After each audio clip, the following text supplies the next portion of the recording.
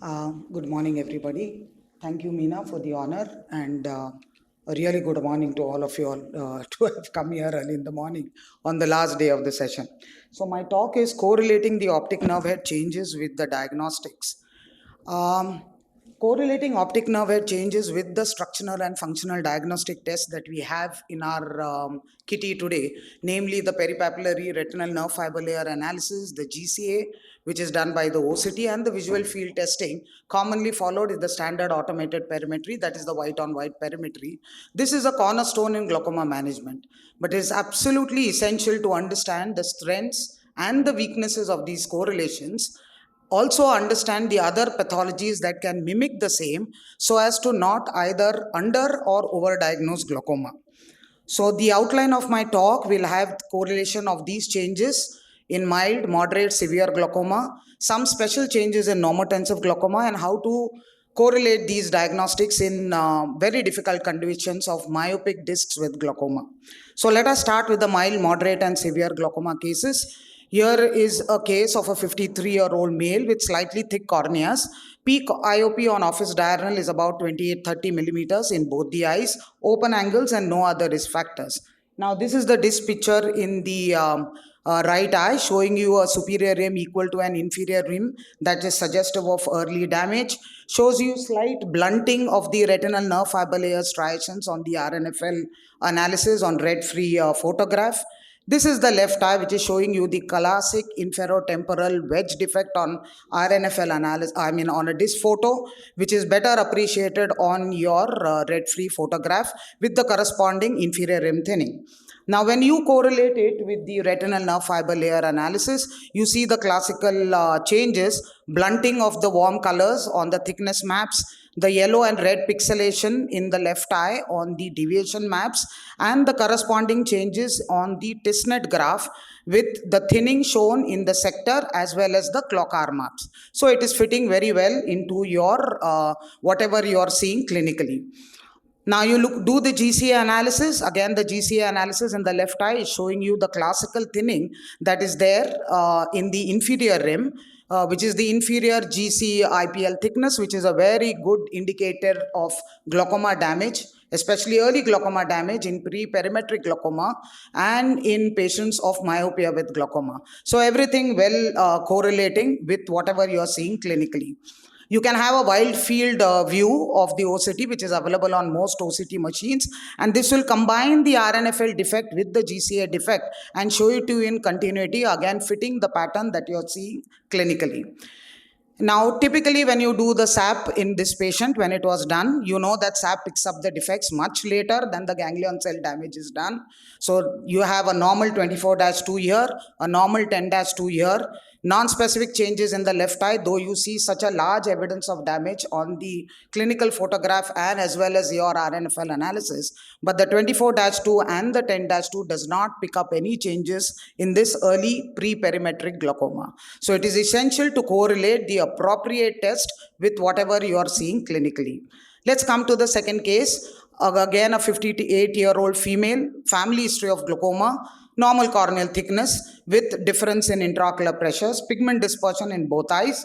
Now, this is one of my older patients. So what you can see is a small defect here, which has got a very narrow angular width. Now, this is done on the Stratus machine, so it's an older one. If you see both the sector maps and the clock arm maps, none of them have picked up the defect. So this is green disease, and the fields in this patient were normal, both the 24-2 and the 10-2.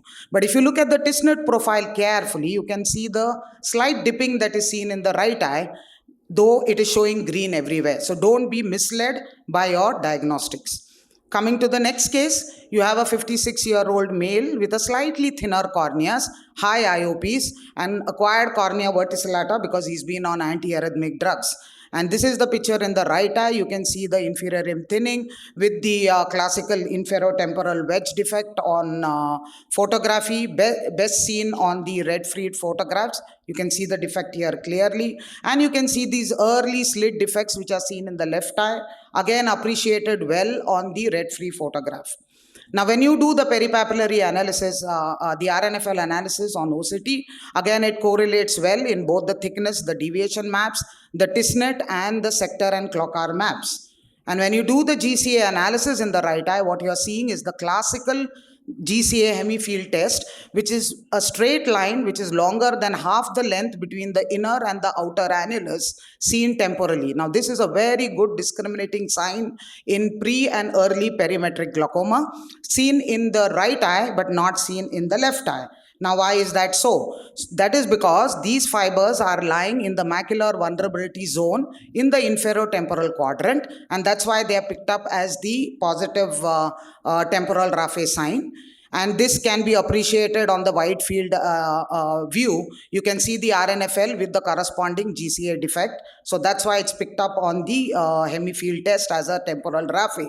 But not so in the left eye. You saw the defects which were there located superotemporally. You can almost see a normal GCA out here with nothing picked up. Everything is in green. That is because this defect lies away from the 4.8 to 4 mm GCA zone, which you can appreciate in this wide field image. This defect is far away from this area. That's why the GCA is normal in this particular patient. So correlating it with the appropriate test, again emphasized here, should be done appropriately. And as expected on the fields, you have a defect in the superior hemifield, which fits into the moderate defect on the Anderson's criteria. And in the left eye, some early changes out here, which again fits into the mild defect of the Anderson's criteria, which all of you all are familiar with. Coming to the next case, again a 64-year-old female with angle closure glaucoma, status post YAC-PI, well controlled on anti-glaucoma medications. Here you see the superior rim thinning far outweighing the inferior rim thinning. So not everything should follow the isn't rule. This is the right eye of the patient. You can see the blunting of the RNFL striations on the red-free photograph. This is the left eye, again showing more superior rim thinning as compared to the inferior rim thinning in both the eyes, and you can see the defects well on the red-free photographs. Again, everything correlating very well on your peripapillary nerve fiber layer analysis in the right eye and in the left eye. But look at the GCA, what has happened in the right eye. You see much more inferior GCA IPL thickness and abnormal areas of thickening out here, where the damage is much more in the left eye as compared to the right eye when you see the clinical picture. So what is this? If you look at this horizontal B scan carefully, you will realize that there are segmentation errors. You see how the foveal pit is so clearly delineated here, but not so here, because this is a patient who has an associated ERM with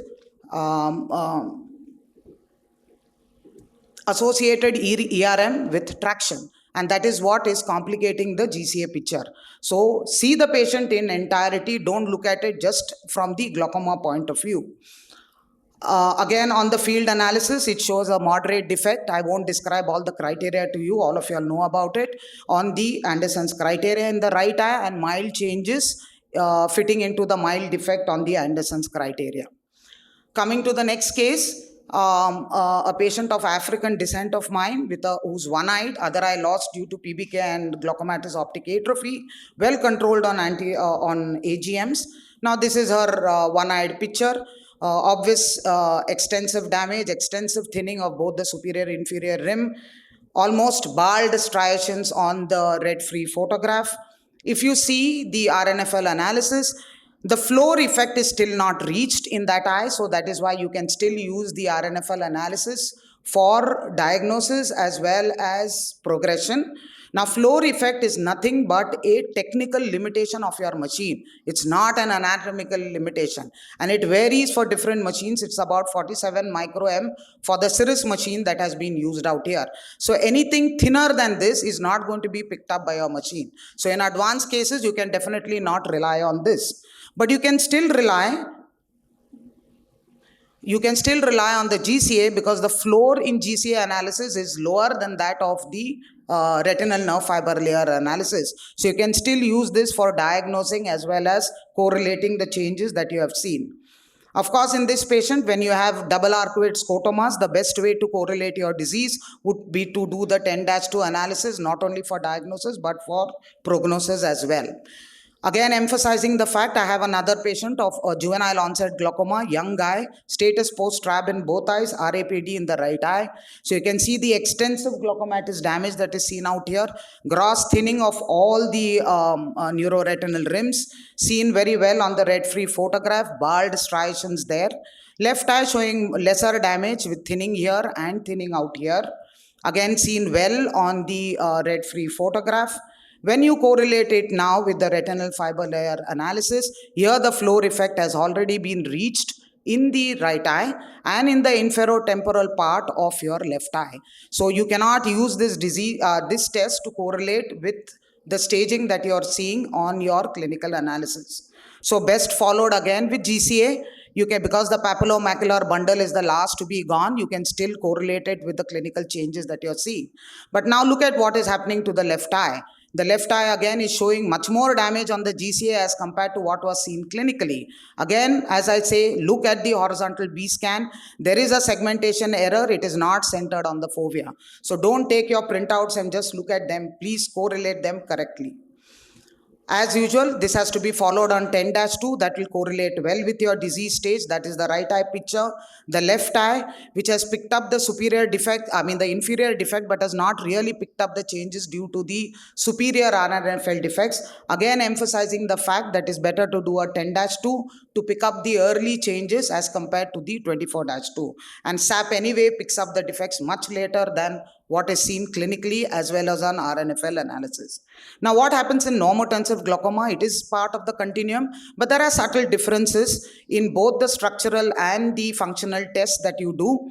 There is an increased incidence of disc hemorrhages, the rims are narrower, you have larger cup disc ratios, and the GCA losses are more in the inferotemporal quadrant. The visual field defects again are deeper, steeper, closer to the fixation. So 10-2 is a better test to be used for correlation. So couple of cases of normotensive glaucoma. You have a 54-year-old female here. She's a yoga instructor doing Shivasana, extensive breath holding, a very thin cornea. Peak IOP on office diurnal is 15 and 14. She gives a history of migraine and nocturnal hypotension on Holter monitoring. And these are her cup disc images. Large disc with large cups with inferior rim thinning. And you can see the obvious inferotemporal wedge defect that is seen here. Better seen again on the red-free photograph. That's the right eye of the patient. This is the left eye. Again, the inferotemporal defect better appreciated on the red-free photograph, which also picks up the early superotemporal RF defects here. Correlating it with the diagnostics, so it's well picked up all on the thickness maps, on the deviation maps. Now, all these parameters are there in gray without any color correlation. That is simply because the disc diameter is beyond the normative database. Normative database is 2.5 limit millimeter square. This is much larger. So that is why you won't see any of the red and green colors out here. Now, if you look at this superotemporal defect out here, which is there seen, it is not picked up either on the sector map or on the Clockar map. Again, because this is a very narrow angular width defect, which this is green disease in the left eye, as I showed you in the second case previously. So you see the GCA analysis showing you the temporal Raphe sign in the right eye, some early changes in your left eye, and fitting with the defects that are seen very, very close to the fixation in the normotensive patient. So a 10-2 is more important for correlation. That's the right eye of the patient. This is the left eye of the patient on field analysis. Again, emphasizing that this is going to be picking up the defects much later in the disease stage. Coming to the next case, you have another 49-year-old female with very thin corneas, low IOPs on office diurnal, and excessive snoring with an AHI index of 29.4 on sleep apnea testing. So this indicates moderate to severe obstructive sleep apnea disease, a classical profile of normotensive glaucoma patients. Just give me 2-3 minutes more, Meena, please.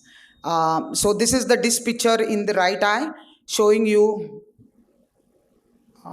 my pointer is not working. Okay, showing you the inferotemporal defect there in the right eye, best seen in the red-free photograph. Again, this is the left eye picture showing you a fresh disc hemorrhage over an existing inferotemporal defect. So the old inferotemporal defect is there and there's a fresh disc hemorrhage there. Best seen again on the red-free photograph. Now this is the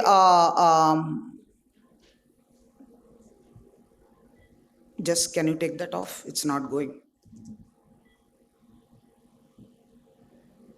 That's not moving. That's what I was telling you.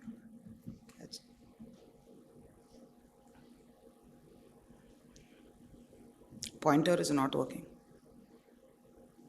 Okay, so it's not going here on the screen. All right. So I don't have the pointer. Okay. All right. It's fine. I think it's quite illustrative.